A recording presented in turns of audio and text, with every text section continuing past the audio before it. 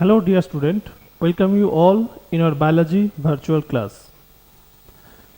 Today we will going to discuss the topic which is very essential in human female. The topic is the hormonal regulation during the oogenesis. In earlier class we already discussed the process of oogenesis. The process of oogenesis means how ovum or egg will form from the oogonia or egg mother cell by means of meiotic division. ठीक है, सो meiotic division के through से egg और ovum बनता है, वो भी ovary के अंदर. उसके लिए जो प्रोसेस है वो प्रोसेस हम लोग लास्ट क्लास में डिस्कस किया था. जो हम लोग किया था एक स्कीमेटिक रिप्रेजेंटेशन दिया था जिसमें हम लोग डिस्कस किया था कैसे म्यूसिस 1 जा रहा है, म्यूसिस 2 जा रहा है, प्राइमरी oocyte कैसे सेकेंडरी oocyte बना रहा है, फर्स्ट पोलर बॉडी फॉर्म हो रहा है, वो डिजेनरेट हो रहा है, फिर म्यूसिस 2 के बाद फाइनली ओवम मिल रहा है, साथ साथ में सेकेंडरी पोलर बॉडी मिल रहा है, वो भी डिजेनरेट हो रहा है. ठीक है ना. हम लोग ये भी डिस्कस किया था कि एक ह्यूमन फीमेल अपना रिप्रोडक्टिव करियर में सिर्फ 450 ओवा प्रोड्यूस कर सकता है. ठीक है ना. तो उसके बाद हम लोग एक डिटेल्स में हम लोग डिस्कस किया था कि जो हम लोग सेकेंडरी oocyte को ओवम बोल रहे हैं ना, वो ओवम हम लोग क्यों बोल रहे हैं. वो एक कन्फ्यूजन होता है स्टूडेंट्स के अंदर कि सेकेंडरी oocyte और ओवम के बीच. वो डाउट को, वो कन्फ्यूजन को दूर करने के लिए हम लोग यहाँ पे एक डिटेल्स में स्टडी भी किया है, जहाँ पे हम लोग देखा था कि जब टर्सरी फॉलिकल ग्राफियन फॉलिकल में कन्वर्ट होता है तब उस ग्राफियन फॉलिकल के अंदर सेकेंडरी oocyte प्रेजेंट होता है, क्योंकि सेकेंडरी oocyte तब तक म्यूसिस 2 को कंप्लीट नहीं कर पाता है. तो उस सेकेंडरी oocyte को हम लोग ओवम नाम दिया था, क्योंकि ग्राफियन फॉलिकल का रप्चर होने के बाद उसके अंदर में जो सेकेंडरी oocyte था वो सेकेंडरी oocyte अभी ग्राफियन फॉलिकल से रप्चर होने के बाद ओवरी से बाहर आके फैलोपियन ट्यूब में पहुंचेगा, जिसका नाम हम लोग बोले थे कि ovulation means the removal of ovum from the ovary. पर यहाँ पे जो हम लोग ओवम बोल रहे हैं सच में वो ओवम है कि नहीं है उसके बारे में हम लोग डिस्कस किया था कि ये जो ओवम होता है बेसिकली वो ओवम नाम हम लोग इसलिए दिया है ताकि स्टूडेंट्स में ये कन्फ्यूजन ना हो. पर टेक्निकली अगर हम लोग देखा जाए वो स्ट्रक्चर क्या था, उस स्ट्रक्चर का नाम होता है सेकेंडरी oocyte, क्योंकि ये सेकेंडरी oocyte तब तक म्यूसिस 2 कंप्लीट नहीं किया था. ठीक है. तो सेकेंडरी oocyte अपना म्यूसिस 2 को कब कंप्लीट करेगा, अगर फैलोपियन ट्यूब के अंदर स्पर्म से फर्टिलाइज होगा तब जाके फाइनली वो म्यूसिस 2 को कंप्लीट करेगा. यहाँ पे एक ड्राइंग से हम इस चीज़ को फिर से एक बार समझा देता है तुम लोगों को कि देखो, मान लेते कि हम लोगों के पास ये एक सेकेंडरी oocyte है. क्लियर. ये एक सेकेंडरी oocyte है. ये सेकेंडरी oocyte के अंदर ये है इसका प्रोमिनेंट न्यूक्लियस. ठीक है ना, जो कि ना एन है. क्लियर. अब ये मेटाफेज 2 में आके रुका हुआ है. मेटाफेज 2 मतलब म्यूसिस का मेटाफेज 2 में आके रुका हुआ है. अभी तक वो म्यूसिस 2 को कंप्लीट नहीं किया. कब कंप्लीट करेगा, अगर मान लो ये जो ओवम है या सेकेंडरी oocyte है, सेकेंडरी oocyte है, ये सेकेंडरी oocyte में मान लो एक स्पर्म आके फर्टिलाइज किया. ठीक है. सो स्पर्म हेड के अंदर जो न्यूक्लियस होगा वो भी एन होगा. अब ये न्यूक्लियस क्या किया, जब अंदर आ गया तब जाके जो सेकेंडरी oocyte के अंदर जो ये न्यूक्लियस था, ये न्यूक्लियस का म्यूसिस 2 जो मेटाफेज 2 में पॉज हो गया था वो अभी कंटिन्यू होगा. सो अगर कंटिन्यू होगा तो फिर से स्ट्रक्चर कैसे हो जाएगा दिखने में, फिर से मान लो ये सेकेंडरी oocyte है. ठीक है ना. अब इसके अंदर जो एन था ये न्यूक्लियस, अब ये न्यूक्लियस डिवाइड होके, ये पहले था. ठीक है. अब ये डिवाइड होके क्या हो गया, एक बड़ा सा सेल बन गया जिसका नाम हो गया ऊटिड. इसका नाम हो गया ऊटिड. और एक बन गया secondary polar body. Secondary polar body जो कि ना बहुत जल्दी डिजेनरेट हो जाएगा. In the mean time already इसके अंदर क्या प्रेजेंट है, स्पर्म का न्यूक्लियस प्रेजेंट है, ये भी एन है, ऊटिड ये भी एन है, ठीक है ना। अब ये दोनों फ्यूज होगा, फ्यूज होने के बाद क्या मिल जाएगा हम लोगों को, फाइनली जाइगोट मिलेगा। तो मतलब मियोसिस 2 तभी कंप्लीट होगा अगर स्पर्म से ओवम फर्टिलाइज हो रहा है, तो अगर फर्टिलाइज नहीं हो रहा है तो मियोसिस 2 कंप्लीट नहीं होगा। वो अनफर्टिलाइज्ड एग जिसे हम लोग कह रहे हैं वो बेसिकली सेकेंडरी ओसाइटी होगा, ठीक है ना। अभी इसके बाद हम लोग तुम लोग के लिए एक होमवर्क देगा, ये होमवर्क को तुम लोग को करना है, वो होगा make the difference between spermatogenesis and oogenesis। ये तुम लोग के लिए क्वेश्चन होगा, ये तुम लोग लिख के हमको दिखाना कि what are the basic characteristics difference between the process of oogenesis and the spermatogenesis. Clear, ये तुम लोग का होमवर्क है। नाउ हम अभी स्टार्ट करेगा आज का टॉपिक। आज का टॉपिक जो था वो था हार्मोनल रेगुलेशन इन oogenesis। तो इसमें क्या होता है देखो, एक एक करके पॉइंट को मैं डिस्क्राइब करूंगा। तो क्या होता है देखो, हम लोगों का जैसे पढ़ा था स्पर्मेटोजेनेसिस के केस में, यहाँ पे भी सेम ही चीज़ होगा पर हार्मोन का अलग अलग रोल होगा।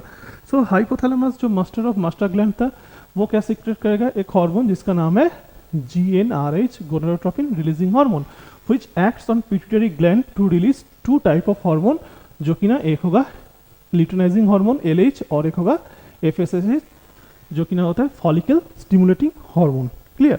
Now both the LH and FSH acts on ovary to synthesize the estrogen hormone। तो ये LH और FSH दोनों पिट्यूटरी से सीक्रेट होने के बाद फिर जाके ब्लड के साथ मिक्स होकर वो ओवरी तक पहुंचेगा। ओवरी तक पहुंचने के बाद जो प्राइमरी फॉलिकल है, प्राइमरी फॉलिकल को इंस्ट्रक्शन देगा, now you have to secrete the estrogen. Why for estrogen? Estrogen is very much essential for the maturation of primary follicle to a mature one, that is the Graafian follicle, तो जिसके अंदर हम लोगों को ovum मिलेगा। So particularly oestrogen का जो main काम होता है वो काम क्या होता है, ओवम का डेवलपमेंट। साथ साथ में जो प्राइमरी फॉलिकल है वो प्राइमरी फॉलिकल सेकेंडरी, सेकेंडरी से टर्शियरी, टर्शियरी से फाइनली क्या बन जाएगा, मैच्योर फॉलिकल, जिसका और एक नाम होता है ग्राफियन फॉलिकल। सो यहाँ पे देखो एस्ट्रोजन का मेन काम क्या है, estrogen further stimulates the immature follicle, immature follicle to produce the ovum. So ovum बन गया। सो ओवम बनने के बाद क्या होगा, ओव्यूलेशन होगा, है ना, तो release of ovum from ovary. So उस ओव्यूलेशन के लिए कौन सा हार्मोन रिस्पॉन्सिबल होगा, LH, FSH एंड एस्ट्रोजन। ये 3 hormone combinedly take part in ovulation.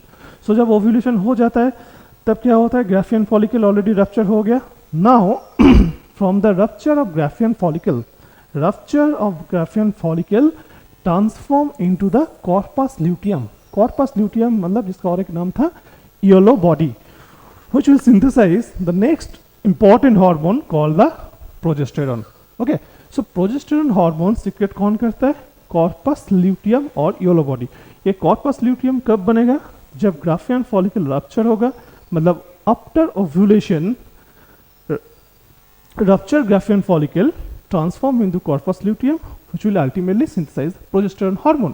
अब ये प्रोजेस्टेरॉन हार्मोन का मेन काम क्या होता है, ये प्रोजेस्टेरॉन हार्मोन का मेन काम होता है यूटेरस का जो एंडोमेट्रियम लेयर होता है, एंडोमेट्रियम लेयर, ये एंडोमेट्रियम लेयर को फॉर्म करने में वो हेल्प करता है। अब क्यों हेल्प करता है, इसके पीछे भी बहुत अच्छा रीज़न होता है। देखो जब ओव्यूलेशन हो गया, सो ओव्यूलेशन होने के साथ साथ क्या होगा, एक फैलोपियन ट्यूब में आ गया, ठीक है ना। अब एक फैलोपियन ट्यूब में आ गया, सो एक कभी फर्टिलाइज हो सकता है। अब फर्टिलाइज होगा कि नहीं होगा स्पर्म के थ्रू से, वो तो बात की बात है।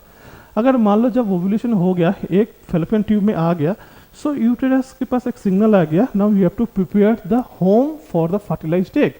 उसको पता नहीं है कि एक फर्टिलाइज होगा कि नहीं होगा, पर वो पहले से प्रिपेयर करना स्टार्ट करता है ये एंडोमेट्रियम लेयर, जो कि ना एक घर की तरह काम करेगा to receive the fertilised egg. तो उसके लिए क्या होगा, एंडोमेट्रियम बनना स्टार्ट होगा। सो ये एंडोमेट्रियम को बनने के लिए प्रोजेस्टेरॉन हार्मोन का बहुत क्रूशियल रोल होता है। वो प्रोजेस्टेरॉन हार्मोन सीक्रेट होता है ताकि जल्दी से जल्दी एंडोमेट्रियम बन जाए।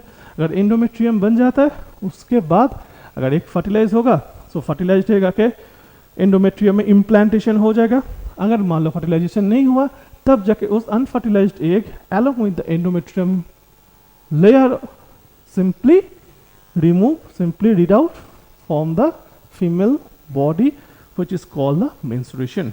ठीक है, सो प्रोजेस्टेरोन हार्मोन का बहुत इंपॉर्टेंट रोल होता है during the regulation of oogenesis. Clear? Now we have to know the actual structure of ovum. Ovum का एक्चुअल स्ट्रक्चर क्या होता है अभी हम लोग देख लेते हैं. तो जनरली जो ओवम जो होता है ना वो स्पेरिकल और oval in shape, generally non motile in nature. Non motile होते हैं, मूव नहीं कर सकते. जैसे स्पर्म के पास टेल होता है वो मूव करके जाता है, पर एक के पास या ओवम के पास कोई फ्लैजेला या टेल नहीं है, so it's a non motile structure. ठीक है. The size generally 0.2 millimetre in diameter. जो एक का जो साइज होता है वो जनरली कितना होता है 0.2 मिलीमीटर. काफ़ी ज़्यादा बड़ा होता है अगर हम लोग कंपेयर करेगा स्पर्म के साथ. Whether in sperm it's about 0.06 millimetre, मतलब बहुत ही छोटा होता है as compare to the egg. Egg का डायमीटर 0.2 मिलीमीटर, जबकि स्पर्म का साइज होता है 0.06 मिलीमीटर इन लेंथ. ठीक है. सो ह्यूमन ओवम का और भी दो कैरेक्टरिस्टिक्स फीचर है जो याद रखना है.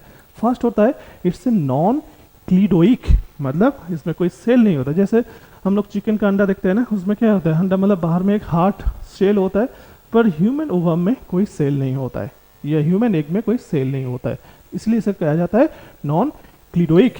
और एक फीचर्स होता है एलिसिथल. एलिसिथल मतलब होता है विदाउट यॉक, इसमें कोई यॉक भी नहीं होगा जैसे हम लोग को चिकन एग में मिलता है. ठीक है ना. तो ये दो फीचर्स होता है जो ह्यूमन ओवम रिलेटेड बहुत इंपॉर्टेंट फीचर्स होता है. नाउ हम लोग देख रहे हैं कि अल्टीमेट ओवम का स्ट्रक्चर कैसे होता है. If you cut the ovum by simply TS, transverse section, then we have to see there is some basic layer. ठीक है. जो बेसिक लेयर होता है वो generally 4 type of layer are there. 4 layer होता है एकदम इनर से पेरिफेरी तक. From inner to outer side हम लोग एक एक करके बोल रहे हैं, और साथ साथ में हम लोग ड्राइंग के साथ भी उसको कोरिलेट करने के लिए कोशिश करेंगे. ठीक है. तो देखो ड्राइंग थोड़ा ऊपर हो गया, ठीक है, फिर भी हम समझा देगा. सो फर्स्ट जो होता है देखो उसका नाम जो होता है first layer is the plasma membrane, जो कि ना इनर मोस्ट लेयर होता है. देखो यहाँ पे प्लाज्मा मेम्ब्रेन हमने पॉइंट आउट किया है. अच्छा पहले हम लोग देख लेते हैं क्या क्या लेयर होता है. First one is the plasma membrane, okay, the inner most layer. Next one is the vitelline membrane, sorry, next one is the vitelline membrane which attach to the plasma membrane, मतलब plasma membrane के साथ साथ ये vitelline membrane attach होता है. Just outside the vitelline membrane there is a zona pellucida. Zona pellucida, ठीक है, it's a transparent non cellular thick glycoprotein rich layer found just outer the vitelline membrane. So पहले एकदम अंदर में हो गया प्लाज्मा मेम्ब्रेन, फिर उसके बाहर हो गया वाइटालाइन मेम्ब्रेन जो कि ना प्लाज्मा मेम्ब्रेन के साथ ऑलमोस्ट अटैच्ड रहता है. नेक्स्ट एक डिस्टिंक्ट जोन होता है जो कि ना होता है जोना पेलुसिडा, ट्रांसपेरेंट होता है, नॉन सेलुलर होता है, वेरी थिक ग्लाइकोप्रोटीन से बना होता है. ठीक है ना. अब जोना पेलुसिडा के एकदम बाहर में जो होता है उस लेयर का नाम होता है कोरोना रेडिएटा. उसका नाम होता है कोरोना रेडिएटा, जो कि ना होता है outer layer form of follicle cell. Follicular cell से एक कोरोना रेडिएटा बना होता है. अब ये जो 4 लेयर होता है plasma membrane, vitelline membrane, zona pellucida and corona radiata, कैसे स्ट्रक्चर में एक्चुअली होता है उसका ड्राइंग हम लोग देख लेते हैं. देखो यहाँ पे जो ड्राइंग दिया हुआ है ना, ये ड्राइंग में एकदम अंदर तो न्यूक्लियस है. ठीक है, ये तो न्यूक्लियस हो गया जो कि ना हैप्लॉइड इन नेचर होता है. अब ये न्यूक्लियस के बाहर में देखो यहाँ पे लिखा है प्लाज्मा मेम्ब्रेन. पॉइंट आउट किसको किया है, ये इनर लाइन को, plasma membrane. Clear. Plasma membrane के बाद फिर देखो हमने यहाँ पे क्या किया, next just outside the plasma membrane almost attach होता है, वो होता है ये वाइटालाइन मेम्ब्रेन. क्लियर. वाइटालाइन मेम्ब्रेन के बाद फिर से एक सिंगल लेयर ऑफ सेल होता है जो कि ना ग्लाइकोप्रोटीन रिच होता है, जिसका नाम होता है जोना पेलुसिडा. देखो यहाँ पे जोना पेलुसिडा मार्क किया है जो ब्लू कलर का सेल है. Just outside the zona pellucida there is a different number of follicular cell, जिससे क्या बनता है कोरोना रेडिएटा. कोरोना रेडिएटा, जो कि एकदम बाहर में होता है, जो येलो कलर से हमने बनाया, ठीक है। और अंदर का जो पार्ट है, within the plasma membrane there is a prominent nucleus as well as the cytoplasm, ठीक है ना। सो ये हो गया एक मैच्योर ओवम का स्ट्रक्चर, ठीक है ना, जिसके अंदर ये 4 लेयर होते हैं। क्वेश्चन में कभी कभार आता है, इसका ड्राइंग भी आता है, इसका लेयर का नाम भी पूछता है। सो पहले होगा प्लाज्मा मेम्ब्रेन, देन होगा वाइटलाइन मेम्ब्रेन, नेक्स्ट होगा ज़ोना पेलुसिडा, और फाइनली एकदम बाहर में जो होगा फॉलिकुलर सेल से बना हुआ कोरोना रेडिएटा, ठीक है। तो यहाँ तक था हम लोग का आज का टॉपिक। नेक्स्ट क्लास में हम लोग मेंस्ट्रुएशन साइकिल के ऊपर डिस्कस करेंगे, ठीक है। Thank you.